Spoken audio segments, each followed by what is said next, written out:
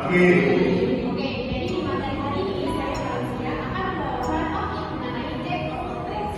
Sebelumnya teman-teman ada yang tidak tahu nggak sih apa itu Jack of all trades? Belum ada ya. Kalau itu aku mulai dulu dari arti kata Jack of all trades. Nah, jadi Jack sendiri itu menggambarkan ordinary boy atau dia tuh hanya orang biasa. Jadi nggak ada yang spesial tentang dia dan dia tuh punya prospect knowledge atau yang namanya pengetahuan lintas bidang. Jadi dia punya banyak pengetahuan yang bidangnya berbeda-beda. Nah, selain itu, si Jack of all trades itu juga biasa disebut sebagai master of none atau orang yang tidak menguasai satu bidang tertentu. Jadi dia tuh nggak ada spesialis di bidang tertentu, tapi lebih ke generalize. Nah, di satu sisi selain ada Jack of all trades, ada juga yang namanya master of one. Nah, master of one ini tuh kebalikannya dari si Jack of all trades. Karena master of one itu memahami satu bidang, jadi dia menguasai satu bidang tertentu. Kayak yang sedang kita lakukan sekarang di kuliah. Seperti saya memahami atau menguasai satu bidang itu akuntansi. Atau mungkin teman-teman ada juga yang menguasai bidang manajemen. Nah, untuk menjadi master of one ini tuh perlu waktu yang cukup lama. Makanya di situ saya tulis dedicated many years.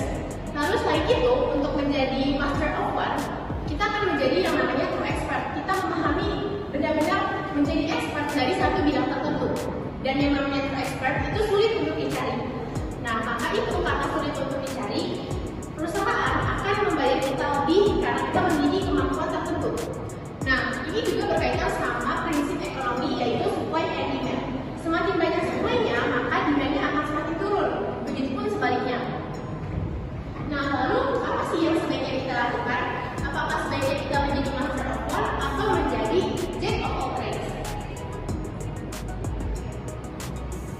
Nah, yang terbaik itu adalah kita menguasai satu bidang tertentu atau kita menjadi master di satu bidang tertentu, tapi selain itu kita juga menjadi Jack of all trades. Nah, Jack of all trades itu memiliki 4 keunggulan teman-teman. Yang pertama adalah future proof. Karena dengan menguasai banyak bidang, kita menjadi dinamis dan kita bisa mengikuti perkembangan zaman yang terus berubah. Yang kedua itu versatile. Versatile ini kita bisa serbaguna karena kita punya pengetahuan yang banyak sehingga kita bisa masuk di multiple industries. Yang ketiga adalah diversify. Nah, diversify sendiri itu adalah daya saing atau daya unggul yang kita punya dibandingkan dengan orang-orang lain. Dan yang terakhir adalah connecting. Kita bisa mudah berkomunikasi dengan orang baru karena kita memiliki banyak pengetahuan sehingga mudah untuk kita untuk menyesuaikan diri dengan orang baru.